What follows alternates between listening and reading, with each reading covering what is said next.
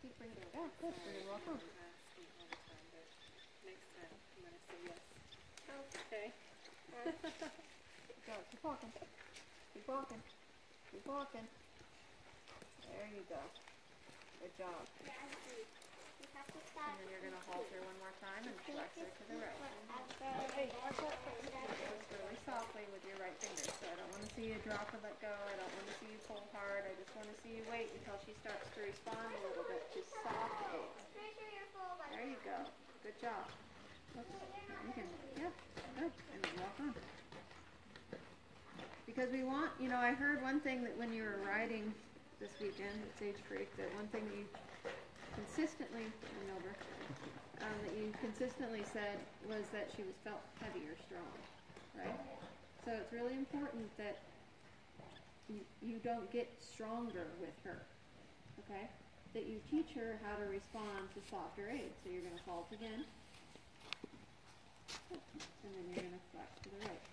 Now the one thing that you can get strong with is making sure that, good job, and walk on.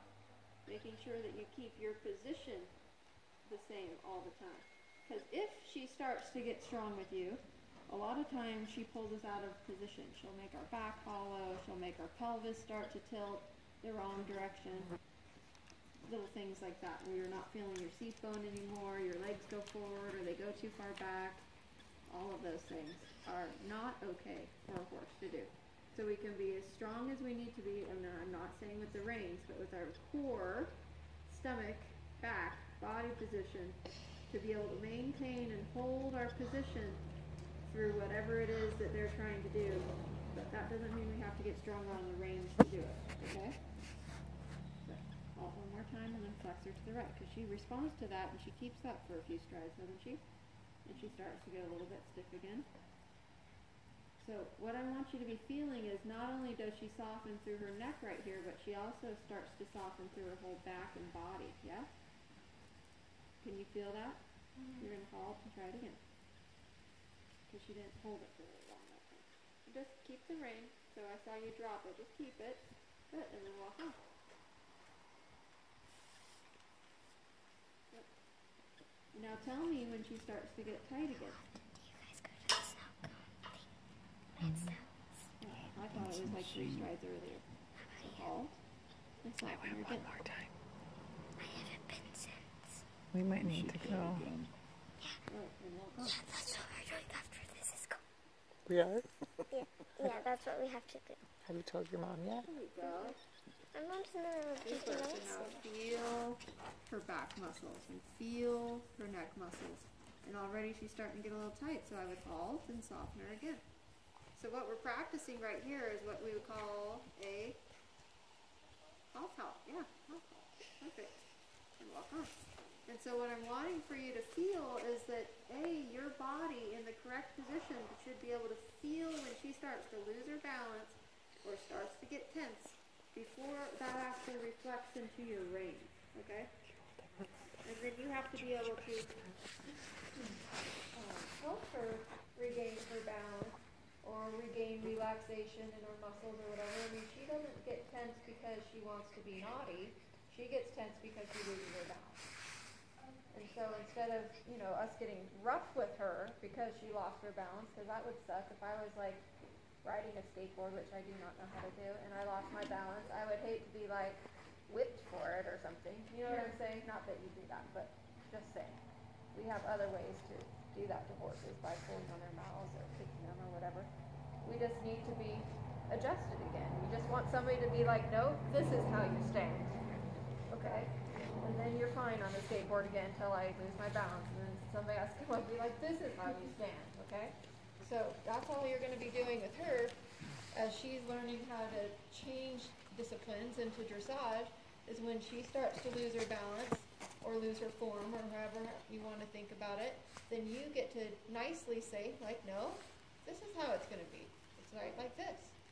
And then it's all with happy, nice thoughts, soft reins. Good. And then the horse gets happy. Yeah?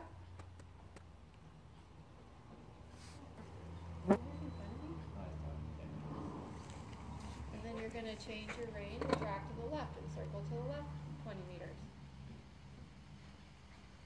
And you're going to halt right here because she's lost her balance, right? So show her how to position herself this direction. The soft rein. Okay. Sitting up tall, shoulders stay back. I should say shoulders stay up because you know how to take them back, but then you end up going back too far. Good, and then walk on. Super. And this is a great way, I know this seems like tedious, but it's a great way for you also to learn what the balance feels like, what her muscles need to feel like.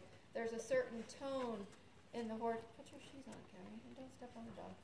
There's a certain tone in a horse's muscles that needs to happen for the horse to be able to maintain balance. Does that make sense? Yeah. Do you know what tone means in a muscle? So like, you know, in order to hold my arm up here, I can't like be completely relaxed. That's what I'm talking about, right? I have to have a certain thing, but I don't need to be like rigid, tight. Yeah. I just have to hold it in a very clear, consistent way, right? So as she's walking along, some of the issues with her balance is she either gets too relaxed, meaning my arm would drop down to my side, or she gets too rigid. She's still trying, but it's not the correct tone. That's what your seat and leg and your body needs to be able to feel faster, and then you can half halt faster and get her back to the right muscle tone, and off you go again, right? Yeah. Walk on. So you're gonna, but before you walk, you gotta show her how to put her body though, right?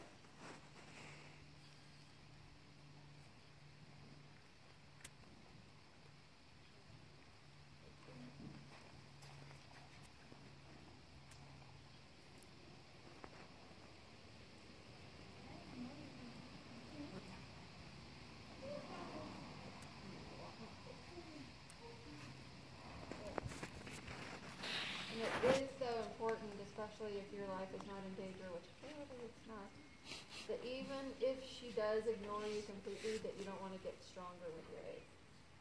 She'll come back to you. And then she'll learn how to respond to lighter aids. Okay? And that's what we really want her to learn, because she's used to either having no aids or getting a little strong, right? Now we have to say there's a balance somewhere right in the middle where we can be light.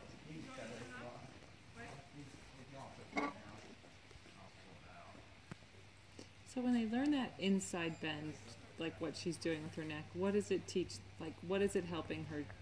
It's just helping her relax her muscles. So say that, like, whenever a horse is rigid, like a stick, right? Mm-hmm. You bend it in order to get that suppleness back in. So Yeah. we're getting her attention, we're showing her which direction to go, and we're also putting her in a position where she can balance herself.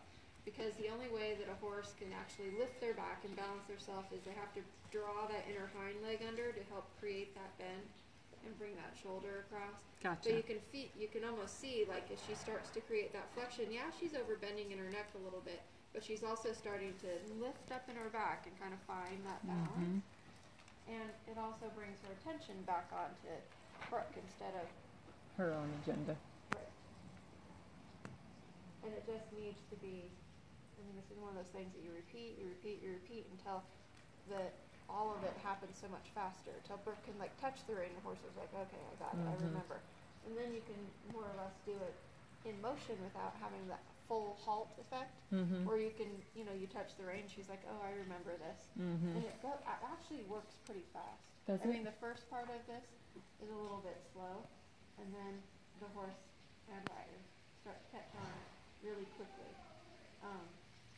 The important aspect is that Brooke that was really nice, that Brooke starts to feel faster when she starts to even fall out of balance, like the moment the horse loses their attention or the moment the horse loses the relaxation, like right now, see, she's already catching on a lot faster. And then the next stage is that the horse then starts to respond quicker to the aid, but not because we get stronger, just because it becomes more memory. Yeah. It's like, oh, I get the release from this, I get the release from this. And then our aids can be so much lighter and still get the same effect that you would have if you would force her into it, per se, you know?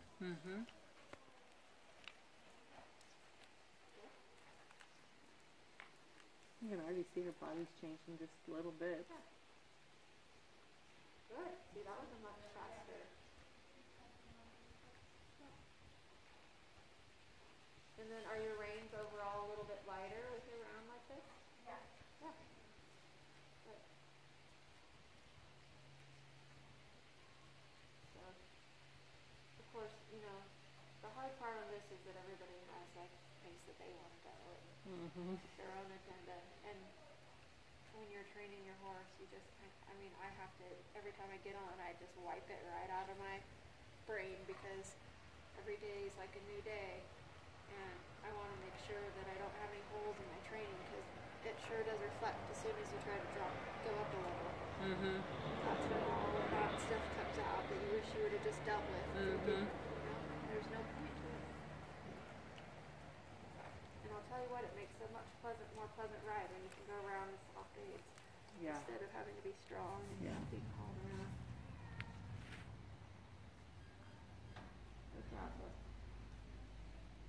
Like those muscles loose all the way through the top line.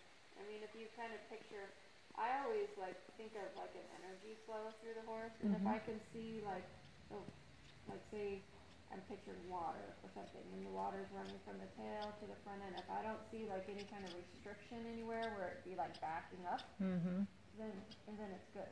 Like right here, pretty much it goes until right about where the withers are, and then you can see it kind of going back towards Brooke.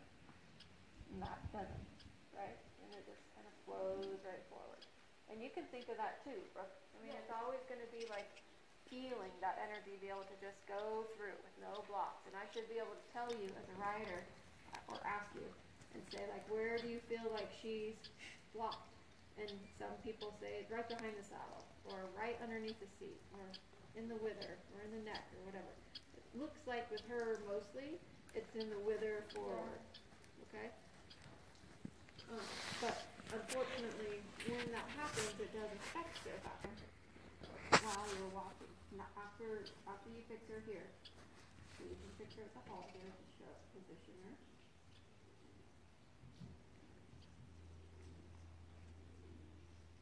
Good. And then walk on.